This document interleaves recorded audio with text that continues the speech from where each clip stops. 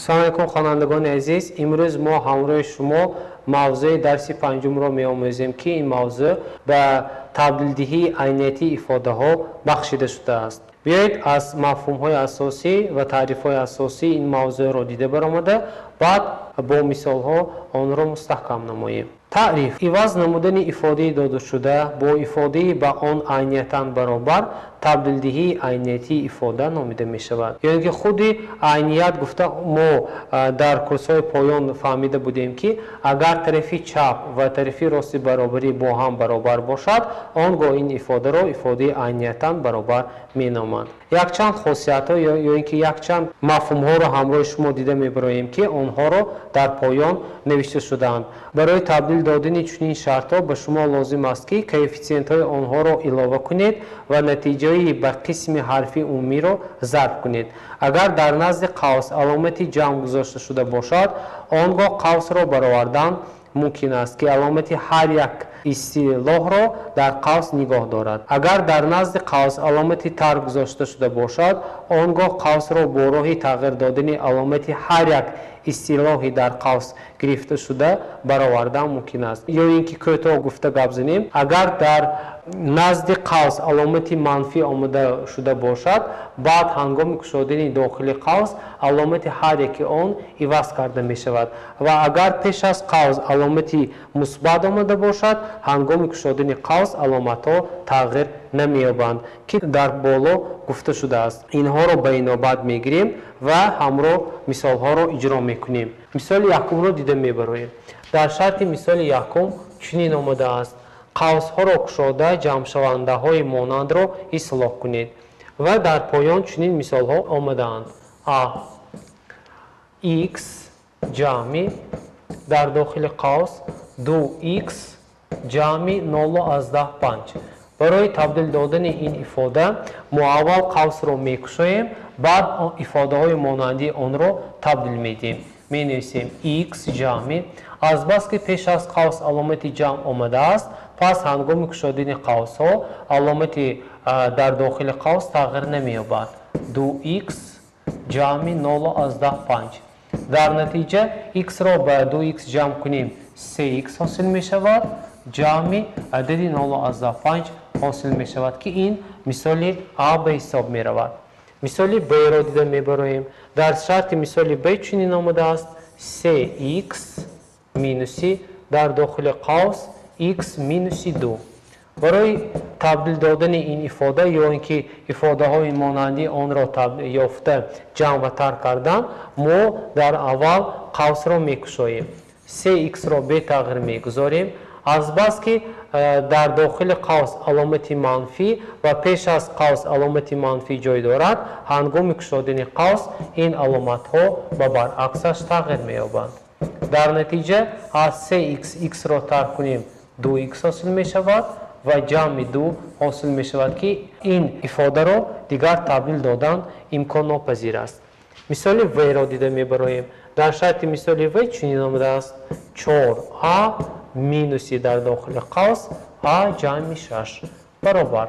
برای تبدیل دادن این ifade مثل ifade b چنین تبدیلات را اجرا میکنیم. 4a را به تغییر میگذاریم هنگام کشیدن قوس علامت آن تغییر مییابد برای آن که در اینجا علامت مینوس داده شده است مینوسی a مینوسی 6.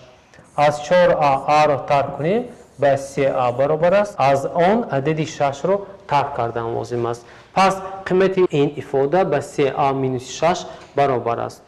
مثال دو را دیده میبراییم.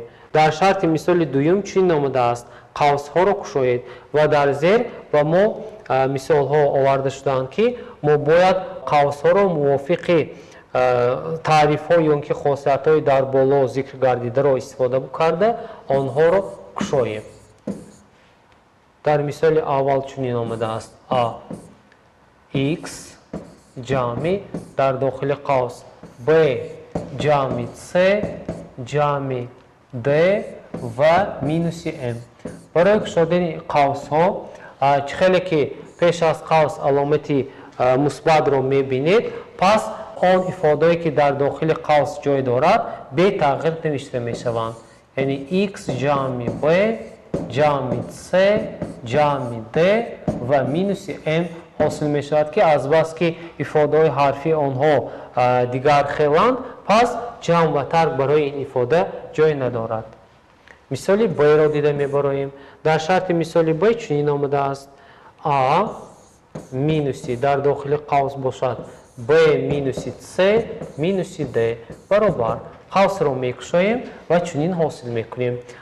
مینوس را به نوبت گرفته ifade هایی که علامت هایی که در داخل قوس داده شدن آنها را با برعکسش عوض می کنیم. A مینوسی B مینوسی C پلوسی C و پلوسی D حاصل می شود. از بس که ifade های حرفی آنها گوناگونند پس آنها را جمع و ترک کردن لازم نیست. مثال سوم را دیده می براییم. در مثال سوم چی آمده است؟ ifade را ساده نموده قیمت عددی آن را حساب کنید. 5x مینوس 1 در داخل قوس مینوسی 2 مینوسی 8x در داخل قوس قیمت آن را هنگامی x برابری 0.75 بودن باید حساب کرد. برای حساب کردن قیمت این ifade پیش از همه ifade را ما ساده میکنیم. می نویسیم 5x مینوس 1 هنگامی کشیدن قوس ها به این نوبت میگیریم که به نظر میگیریم که در اینجا علامت منفی جای دارد. پس ifade که در داخل قوس موجود است و برعکسش عوض کرده می شود. جمع 8x. اکنون چه خیلی که معلوم است ifade های مانندی آنها را جمع میکنیم. 5x جمع 8x به ما 13x را میدهد. مینوسی 1 مینوسی 2 باشد و مینوسی 3 برابر است. قیمت عددی این ifade را هنگامی x برابری 0.75 بودن حساب میکنیم. 13 ضرب 0.75 مینوسی 3. هنگامی 13 را با عددی 0.75 ضرب کردن 9.75 حاصل می شود و از آن عددی 3 را هنگامی ترک کردن عددی 6.75 حاصل می شود که این بود نتیجه مثال سوم موضوع امروزی ما. مثال چهارم را دیده می براییم. در شرط مثال چهارم چنین آمده است ifade ها را ساده کنید و در زیر ifade های زیرین داده شده اند. طلب کرده می شود که ifade های زیرین ساده کرده شود. A 5 مینوسی در داخل قوس A مینوسی 3. برای ساده کردن این ifade ما باید قوس را کشاییم و ifade های مانندی آن را جمع یا ترک کنیم. 5 مینوسی A از بس که در قوس علامت منفی داده شده است پس هنگامی ضرب کردن با علامت منفی آن با علامت جمع عوض کرده می شود. 5 را به 3 جمع کنیم 8 و مینوس A حاصل می شود که این مثال A به حساب می رود. مثال B را دیده می براییم. در شرط مثال B چنین آمده است 7 جمع در داخل قوس 12 مینوس 2B. برای ساده کردن این ifade 7 را به تغییر میگذاریم جمع قوس را میکشیم که پیش از قوس علامتی جمع آمده است 12 مینوس 2b حاصل می شود.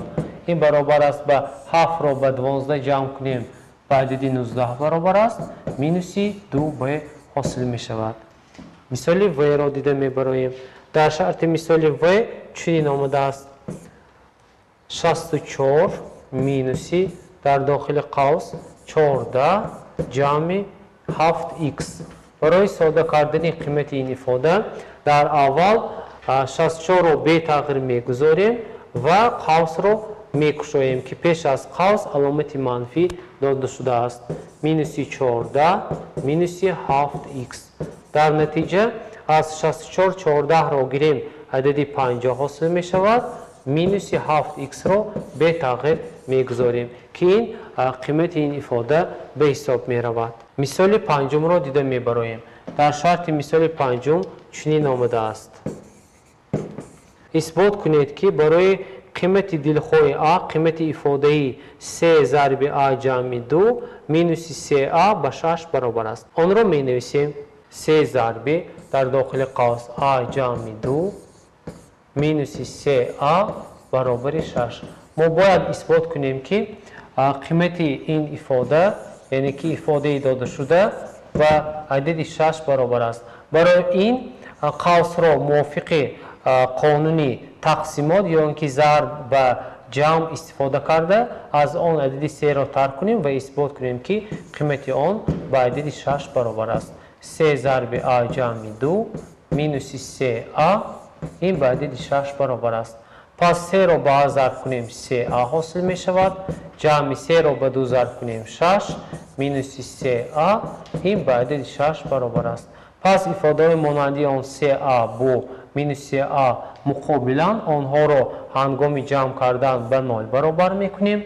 پس در نتیجه 6 به 6 برابر می شود که این بود مثال پنجم که به ما طلب کرده شده بود و مثال نهایی را همراه شما دیده می براییم که طلب کرده می شود که قوس ها را گشوده جمع شونده های مانند را اصلاح کنیم.